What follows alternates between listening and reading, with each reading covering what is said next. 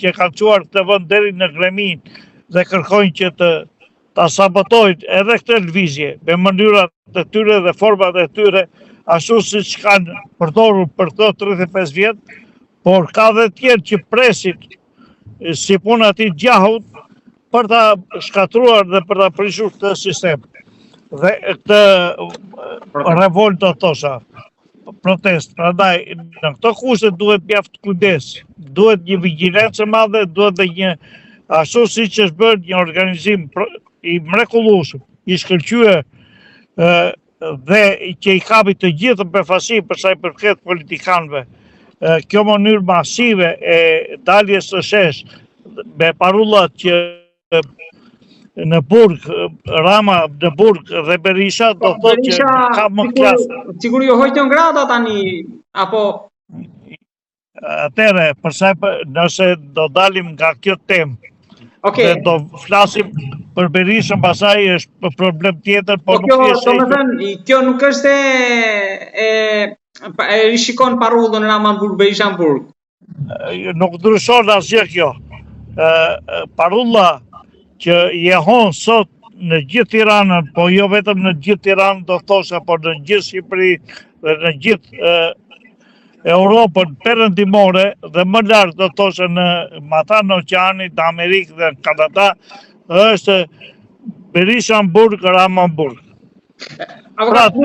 Ju keni qenë pjesë e protestës, aty e keni parë nga afër organizimin, pra atmosferën, edhe gjithçka që zihen aty brenda. Të lutem më thuaj, avokat, ajo protestë aty do ta prodhoj një lider apo akoma nuk ka ardhur aty?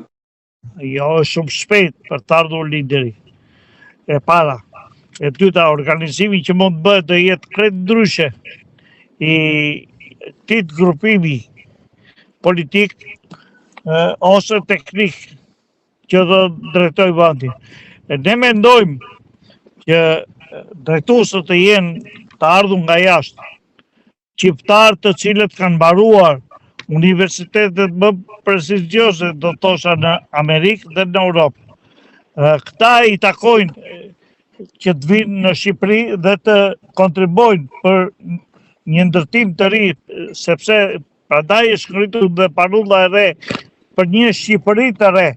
Do thotë është njësoj sikur të ndërtosh një shtëpi të re, ta rrafshosh nga theveli dhe të ngresh një ndërtim të ri të bukur, e cila t'i qëndroj 200 viteve të ardhshme. Por kjo ndërtohet jo mbi leckat e vjetra. Kjo ndërtohet mbi bazën e një vizionin të ri dhe një kulture të re. Do thotë që mos fusi kush duar në thesin e shtetit. Për të vjedhur dhe për të mbajtur siç kanë vjedhur dhe kanë masakruar këta politikanë dhe kjo klasë politike që nga viti 92 deri më sot, të cilët janë këta që nga mbrapa po luftojnë për ta shkatruar dhe për ta sabotuar sa të jetë e mundur televizje mbarkombëtare. Por besoj se nuk do t'i arrin qëllimin, sepse ky do të ishte i zhgënjim mjaft i madh, jo vetëm për neve që dalim dhe e ndjejmë me shumë optimizëm dhe kënaqësi të lloj lëvizje, këtë entuziazëm që ka masa e gjerë e këtij populli, por do të ishte i fatkeqësi dhe për brezat që do vinë nëse kjo lëvizje të rrethtohet.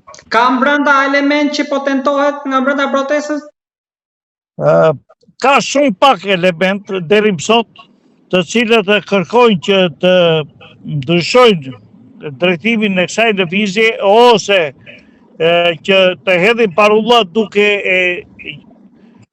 jo siç janë parullat sot që thotë Berishanburg, Ramanburg.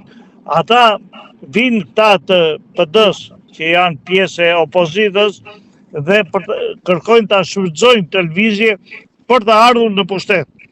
Dhe këta kur dalin aty, sepse foltoria është e lirë për të marrë mikrofonin e për të shprehur jo në mënyrë të imponuar, por në mënyrë të lirshme, atë që mendon dhe atë që do, këta mendojnë ta sfumojnë sa të jetë e mundur thirrjen Ramanburg, Berishanburg, duke thënë Ramanburg, dhe nuk e përmendin Berishën me qëllime nga më caktuara.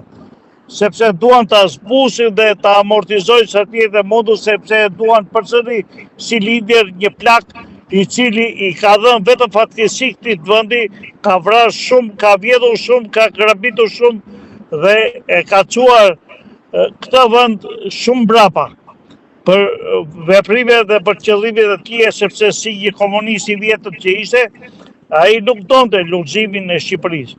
Pavarësisht se është kryet të politikës për 35 vite me radhë. Dhe kjo nuk ka sjellë as konkurrencën as zhvillimin e lëvizjes së majtë, e cila nëse do të kishim një parti demokratike me një vizion të qartë të thosha, atëherë zhvillimi do sjellë, sepse konkurrenca do sjellë zhvillimin. Dhe kjo konkurrencë që do bëjë ndërmjet të dy rrymave të kundërta, do sjellë edhe një zhvillim të ri. Kjo nuk e solli të zhvillim, sepse dhe Partia Socialiste duke mos pasur asnjë në karë, bëri mjaft krime, mjaft fatkeqësi, por mbi të fundit ajo volli në një mënyrë shumë të egër, duke i kërkuar të gjitha për vete dhe duke dëmtuar sa t'ishte e mundur dhe sistemin e drejtësisë, sepse duke dëmtuar sistemin e drejtësisë, ata përfitojnë dhe nuk dënojnë. Prandaj themi që një drejtësi e re, e fortë, e pa korruptuar do t'i marrin të gjitha politikanë, do t'i fusin burg me dënime maksimale, pasi këta kanë shkelur jo vetëm ligjet e këtij vendi, por këta kanë shkelur kushtetutën e këtij vendi si tradhtar të këtij komi duhet të trajtohet, sepse nuk i kanë sjellë zhvillimin e demokracisë të këtij vendi, por i kanë sjellë vetëm pengesa dhe duke qenë një nga vendet më të varfra sot të Europës. Kjo është një fatkeqësi mjaft e madhe dhe për të ne po shohim që sot qeveria, duke u tronditur nga kjo protestë, ka filluar të bëjë disa ëndra dhe ndryshime sa do të vogla në legjislacion, si për lëvizjen e administratës shtetërore, ashtu dhe për çështje tjera, duke ndryshuar dhe ligjin e zhvillimit strategjik, por këto nuk mjaftojnë.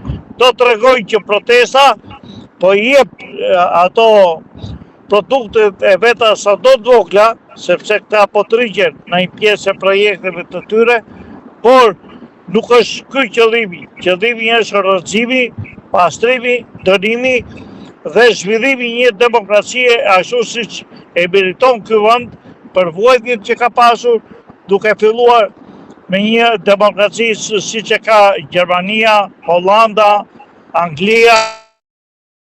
Janë vendet që ne duhet t'i marrim shembull që nuk fut njeri duar për të vjedhur.